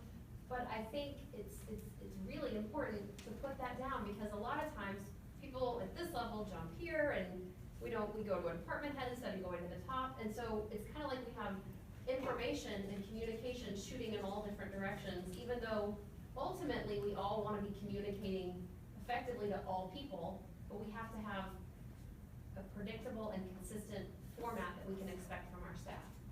We have to know that the department heads are communicating to their people, and their people are communicating to department heads, and department heads are coming back to Mike, and these two guys have a dialogue, and I just operate in the premise that that's what's happening. And then sometimes we make decisions and it's like, well, you know, it's kind of all over, and you're thinking, not that it's their fault, it's just that we're not setting out a concise and predictable plan. That's my opinion. We'd like to have more rectangles in the org chart. Right, right. To assign Like things to to. have an org chart. Yeah, I mean, that's the biggest thing. Yeah, well, we launched one at the end of last month, Yeah. Launch what, sorry? an org chart at the end of last month, we'll get that out to you guys, and I'm sorry, I thought. With the new form of government, Yeah. that's where. Right, came out. and that's what, you know, we were expecting, that when the new form of government comes in, there's consistent, just predictability in how the communication flows with y'all, so that when you are communicating to us, you have all the information. Even internally, we sat down with staff and explained, here's the org chart, here's your roles and responsibility, here's the charter, get to know it. But we're still having department heads, and I have to constantly redirect. This is Michael's realm, this is my realm, this is Michael's realm, this is my realm, because I probably, it's drinking from water hose every day. And I can't be all things to all people all the time, I feel like we've got to have some more division of duty, and we're gaining competency on staff to start handing some of those things over. Yeah, the HR director was a big hire, this was community Right, services yeah. director is gonna be a huge hire. And that's when things are going to start fanning out, I think. Right, and those are growth issues, and that's always going to be the case, but we need some sort of guiding principles with respect to expectations. One of the important aspects I think we need to consider is the communication channel between city council and staff. Okay. And, you know, I know from what I've seen that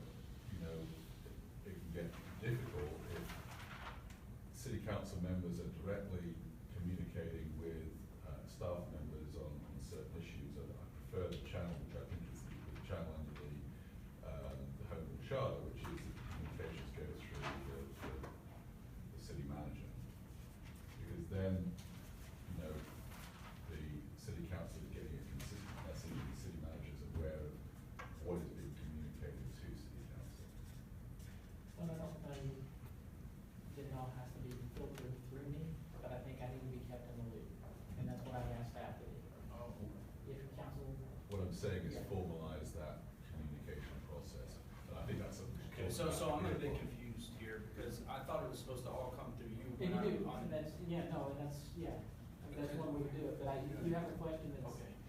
to a department, I am not opposed to sending an email or a question, just as long as I know what's being, Copy.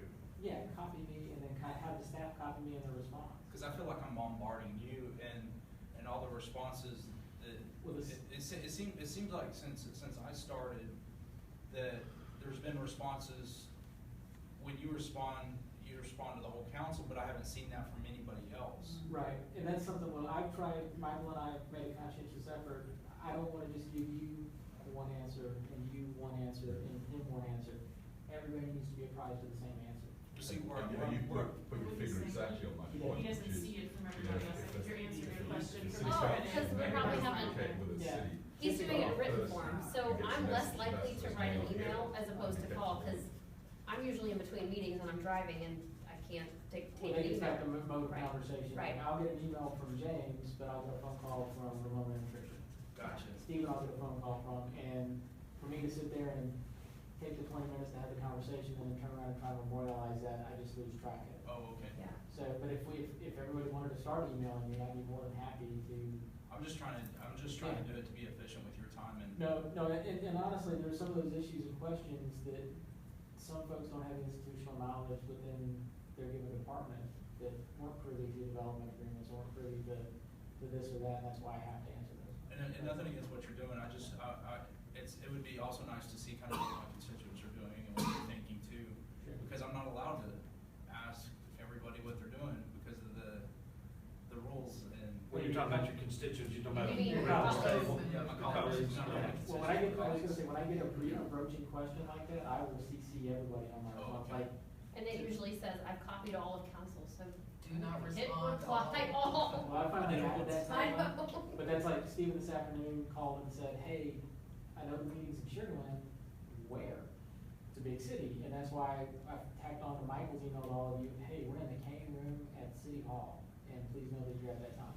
That's one of those times I can memorialize that conversation, and I'll try and do that more often. And on developing issues that you need to do your homework on, for instance, like, since I was elected, I've been wanting that, I know you're working with him on a new city ordinance on trying to get the offenders, because the city, the charter allows for that. Just any updates too, with anything that you guys are doing would be a big help, so we're not just kinda left out there wondering what's going on. But, And not to make excuses for anything, but as Tricia was saying, we're behind in so many areas trying to get things that have been asked for so long. All of them are important, and Yeah. that's a very high priority. We have But our hot list is, But we're feeling like, okay, this one has, people have really been screaming for this for a long time, and this one has only been screamed for a little while. So, we prioritize, and we don't like to have big Public safety like priorities. that, I think we'll be ready to roll for Tuesday night, right? So you'll have that ordinance on for Tuesday night. but same thing Well, with the that's- charter that's- coming in, I mean, we've got districting, we've got policies and procedures, we've got all these things that ultimately they have deadlines. I mean, we have to be on our districting stuff. We gotta be done by February, cause we have to call the next election, and those are hard and fast deadlines that don't change. Budget, we gotta pass it by October 1st. All those things have to get prioritized, and Michael's right. I mean, just try to not let any fire go out of control. But that's one reason that it's so, this session, these sessions are so important for staff. Last year, it felt like we had 5 individuals with 5 different sets of priorities going in 5 different directions at all times, and nothing got accomplished. And the level of frustration from council was through the roof, because nothing was getting done. The level of frustration from staff was, which way do I go? Because we need 3 to 5 big things every year, and then maybe 10 small things. And there was frustration from the users, if you like, of the city, in Oh, other yeah. words, the developers and people who want to contract with the city. Because, they come to city council meetings, to get their business attended to, and, they were long meetings, I guess. I mean, I attend most of them, not all of them, and long meetings and sometimes a lot of discussion, which could have, I think, in a workshop environment, could have been dealt with there, so that the business gets done during the city council meeting, because, you know, my position is that city council meeting, you're there to legislate, to enact business, to get the city's business done. And if all that time is taken up with discussion on these issues, then not all that business is going to get attended to in an effective manner. So I think that can be resolved through the workshop environment and, you know, dealing with a lot of that discussion at those workshop meetings, so that city business does get done, and people who are coming from outside the city or within the city to do business with the city can see that we're working in an efficient manner, because I think we have a responsibility to do that. Well, and then our goal to start having more sit-down communications with each one of you, and because each of you have different needs and the level of information you're seeking a whole lot of time. And so that makes it easier for us then to sit down with each of you and understand your priorities, your passions, and then we can address those. A lot of those. We have to respect your time as well. Right. Because, you know, I think a lot of the frustration within the community was that, you know, they couldn't get to a CJ or a Michael Ross because, you know, we're spending too much time, you know, dealing with other issues. And so I think you have to be respectful with your time as well. I mean, particularly as the chief executive of the city, I mean, you've got things you need to do. So, yeah, there needs to be this communication. We need to get to the picture. We need to understand and be able to make informed decisions, but we also need to be respectful of staff's time, which is why I'm saying I think, you know, formal communication policy, if you like, in terms of how we're going to interact with staff. One of the things that I ask oftentimes is what do you think the staff expects of council? That they read their packet, that they talked to their constituents, that they formulated their questions, and that they're prepared to discuss in detail and give a healthy debate to the items that we're considering. Right, so that's two answers. Yours was one of them, and that is to respect their time, and then to be prepared for the meeting. Right. And each of you, you all prepare differently. You know, you bring your yellow pad with 14 questions. And so, but it's important for the staff to be able to provide not only you the answer, but the rest of the group the answer to those 14 questions. As best that you possibly can, given the time that you have and how that tends to work. But what? Another expectation might be consistent behavior, in other words, Consistent, yeah. And I would like to hear too from the staff what their expectations of us. You're probably gonna ask that, I don't know. No, I'm not. And I purposefully don't ask that because I don't put, I want you to reflect on what you think their expectations are. I think communicating with the citizens, Which one? expectations of staff. Okay. I'm not saying for them to have a meeting with all 8,000. I'm No. saying, I believe that a lot of it, usually if we're coming in and, you know, it's like drinking from a water hose, like CJ said. If we're coming in with a million things, it's because we may have a million people saying, this is what we want. Yeah. We elected you, work on this, work on this, work on this. So I think communicating, like maybe saying on the webpage or on social media, this is what, in October, we focus on the budget around this time of year. We focus on getting the HRC, this is currently what we're working on. And then also in regards to, if a developer has questions, you know, instead of like coming to one of us and saying, I'm having all these issues and I'm not getting what I need, they feel like they've been communicated with. Yeah, and I think your community services person is probably gonna be helpful in that regard. There's also another layer to that, Yeah. and there's also a lot of answer shopping. Yeah. Ah, I believe that. interesting. That goes on. Yeah, so they didn't get they didn't get the answer they wanted, so they go to a council Yeah, member. it happened, what happened, Yeah. the masonry thing in Polo Ranch is a perfect example. They didn't like Michelle's answer, so then they came to me. Well, I gave them my answer. They didn't like my answer, so then they went to Grady. They didn't like Grady's and mine and Michelle's answer, so then they wanna come to council. Then they come to council and say what they say. Yeah.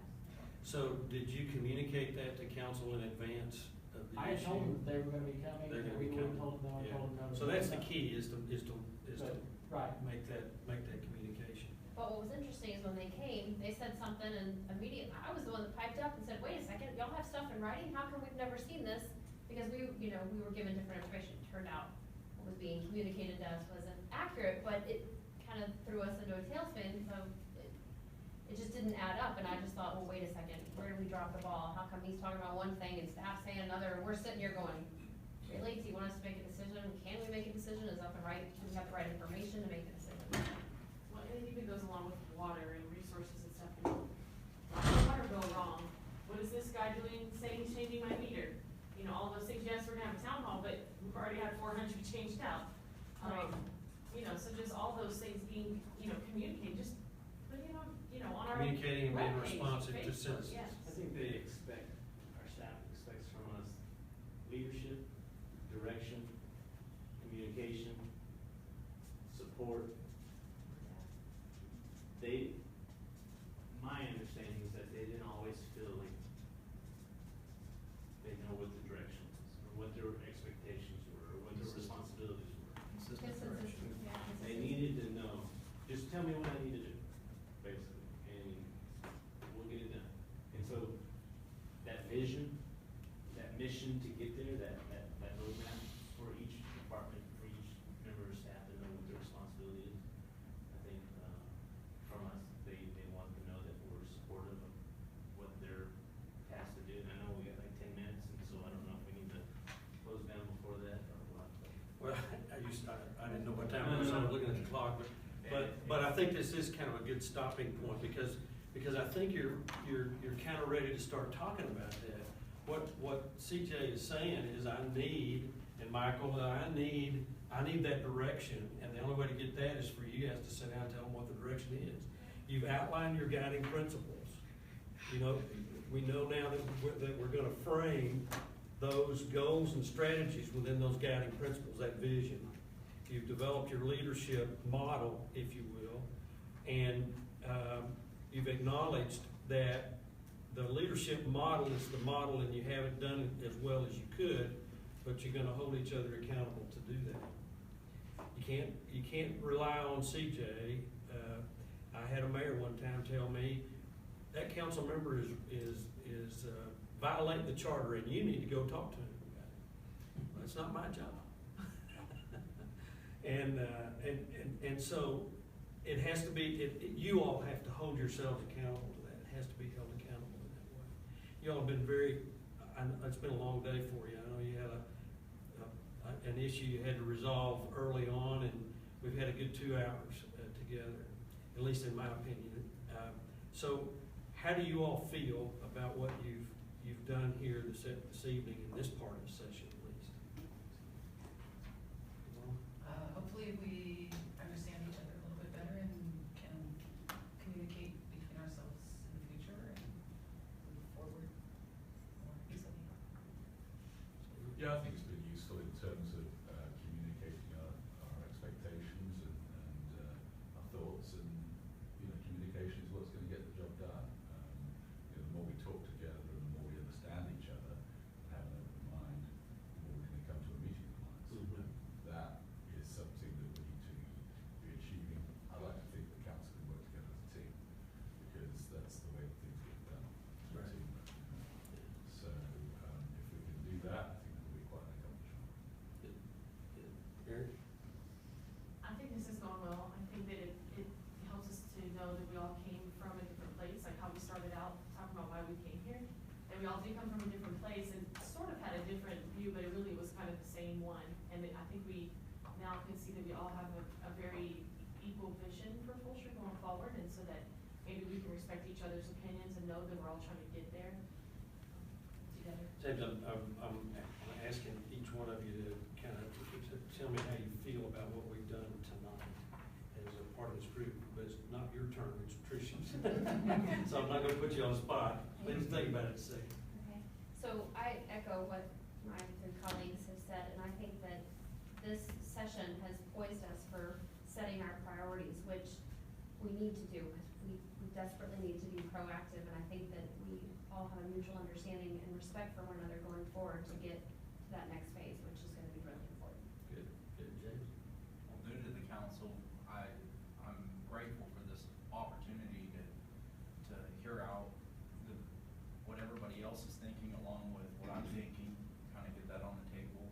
But at the same time, I feel like that we were all elected and we hear so many different voices in our community, you know, screaming for, you know, a commercial development that's close to home, parks that's close to home, these initiatives that are close to home, but also you see the other side of the fence on the staff side. We see the roadblocks that are occurring and we wanna come to these solutions, but we all have different personalities, how to work through those. I love this opportunity to be able to come to the table and get a roadmap together. And I don't know what everybody else said, but that's about my opinion there. That's a good opinion. Mayor? I didn't forget you. No, I appreciate that. You know, I highly enjoyed this together. I think togetherness, we're all, we have a purpose being on council. We have a purpose to our citizens. And I think the only way we can ever accomplish anything is all come together, put our ideas together, respect our ideas, different opinions, and come up with that vision, come up with that mission to get to that vision. And, if you don't do that, then we have nowhere to go. We're just all kind of just meandering through town and not knowing what we're trying to accomplish. This is step one of a multi-process to get us to that accomplishment that we want to do. I think, you know, we all know that we love the city of Fulshire. We love what we do.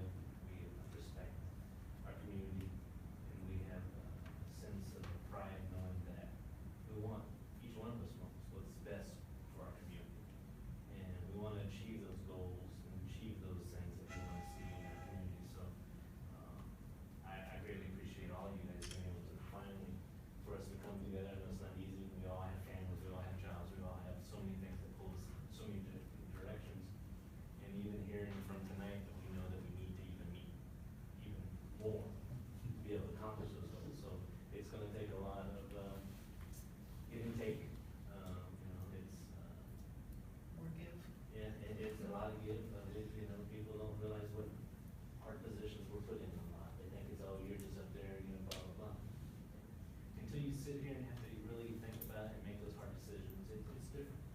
Sitting in the back, it's totally different than what people really, I think, have an understanding. And so I think we all have a rightful mind that we want to be educated on every decision we make. And so that's always good going forward. We don't want to be that rubber stamp type of council. So this is, like I said, as a process, step one, this is really a good thing for us to accomplish, and I look forward to doing it again. So, do we want to try to set a date before I leave here, I'd like when you meet again? Lock the door. Lock the door. Nobody gets to leave Nobody until gets we to get leave. another date. I was sitting in church one time and said, the guy said, preacher said, we're gonna lock the door till somebody comes forward. So we're gonna lock the door till we set a new date. How does the 21st work for everybody? Next July. next Thursday. Is that the I'm third week? in trial that day. Oh, Thursday. I have to pick my Yes, daughter at the Thursday. airport. 26th. Is Friday, what about Friday the 22nd? Can't do the 22nd. It works. The whole last week of July. Okay. Yeah, I can do the 20th. I can do the 20th. What day of the week is it? Wednesday. Wednesday. I can't do. I cannot I'm do, in Smaugher. I can't do Wednesday. 19th is council meeting. So can we look at the first week of August? So Friday the 22nd is totally out. Do we wanna look at Saturdays? I can't do Saturdays. In the, like, even if we meet in the later afternoon? You want me to sleep under the table? Oh, yeah, okay, good point, yeah. Yeah, You did need to be the alert. market, that we were She gonna doesn't And I lose you for the literally- last Saturday. I literally collapsed after it's over at 10. about August second? in the heat. Is that a Tuesday? That's a Tuesday. The second, you said? Yes. What day is it? I'm okay on the second. Well, 18th, we have 4B. I'm okay on August second. August 2nd, I can do You may be it. getting signaled about a date over there. You're gone the next day. Oh, no, I know I have a deposition in Florida on the 3rd, but, and then I'm gone through the. What was the first bit? August one? August second, everybody seems. I'm fine with the 2nd. August first. First or second? First or second. What time? Yeah, what time? You guys tell us how It's much. a 6 to 2-hour 8. meeting again, 6 to 8. Do you like evening? 5 to 7, You like evenings better? Yeah, 6 to 8, I mean, 6 is done. Yeah, 6 is good for me, either one of those days, Okay, the take first or that. the second. Could do both, if we want, depending on how many hours you want to try to get in. Yeah. Well, I think Just we one can stick. keep 2-hour increment, I think everybody's comfortable with that. Wait, are we also having a workshop on the second? No, that's. Oh, yeah, wait. This will be our workshop, so I think this is important to get this lined out. So are we doing both days from 6 to 8? No. No. This will be our workshop though? Well, Those went away. Before you settle on 2 hours, I think you need more than 2 right. and for that's- what we're about to get into. We were gonna force this to happen in 4 hours total, but you really need more than 2 to talk about all of these issues and challenges. Now that you're ready to talk about them, it's gonna take you a while to get through that. 6 to 10, or do 6 to 10. Yeah. Six Or to five nine. to Is Sunday, Five to is Sunday nine. afternoon not the question for anybody? Do you have church in the evening? Anybody? We go in the morning. We go in the morning. I don't know, Sundays, sometime afternoons sometimes seem a little more. What day are you relaxed. back to, did you change the date? No, I was gonna say go back to the 31st. We didn't like the second? If we need, Yeah, we well, need if we something need on a the lot of second. hours, it's harder, if we're gonna do workshop plus meeting plus. Yeah, if we, I hate to meet till 10, I think 10's. So do you have by 10 o'clock church is in the too late. evening on Sunday? Too That's tight. the- But if we At night in can, the evening? can you start as early as 5? On which days? On what day? On the Like second, second. you were talking about the second. 4 Five or is 5, better. start at You think- 4 or 5 You think it's o'clock. gonna take just 3 hours? Yes. I can do 5 on Monday, but on Tuesday. Oh, I see. Or 4 to 7 on the 31st. How many hours are you thinking? Misty has I'm church. saying at least 3. 3. Yeah, at least 3. So on the Is that- second, Is 4 to 7 too early? Stephen, On can I, Tuesday, yeah. Okay. can I meet at 4 on Tuesday? So 5 maybe to, 5 to 8. 5 to 8? 5 to 8 on 6 Tuesday. to 9. All day or 6 to 9, I wouldn't wanna meet till 10, I'm just trying to avoid meeting till 10, you're Yeah. just gonna get too. 6 to 9. 6 to 9, okay? I'm fine with that. On the second. And it's a one-time deal. is it back here? Yeah, that's my other question. Would y'all prefer to meet down here? It's nice. Do you like this, or do you want us to get back to Fushear? We'll be in full shirt. I think either way, I mean, I don't Sure, care, yeah. I think if we set at the conference room, I don't think it'd make that big a I difference. don't either. And this is not the easiest to get to, especially when I'd you come through rather- Houston, Yeah. yeah. I'd rather you're back Cause you home. still got, you Yeah. still got 3/4 hour drive back. You know, why not Yeah. just go back to Fushear? 6 to 9 is what you said? Yeah. Yeah. We need a Lametta line Yes. around Fulshire. Hey, I I've drive been right saying past that. it when coming to City Hall. Oh, So I you call think- it an order, I'll pick My it up. favorite. So August 2nd? Mr. Cox, that work for you? It does. 6 to 9. 6 to 9 at City Hall. Okay. I have a dog that's been in the crate since noon. Uh-oh. Thank you so much. Be careful. Call for a motion to adjourn at 6:30, Motion to 8:32. Second. First, second, Ms. B, 8:32, first by Ms. Trinick, second by Ms. Tristan. We adjourn.